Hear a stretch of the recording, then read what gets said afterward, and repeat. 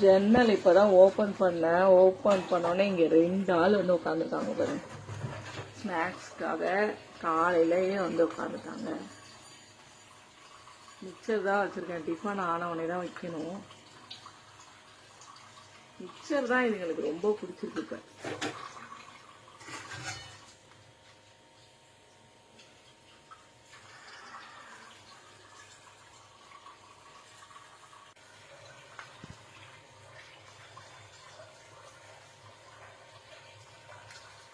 சாப்பிட்டா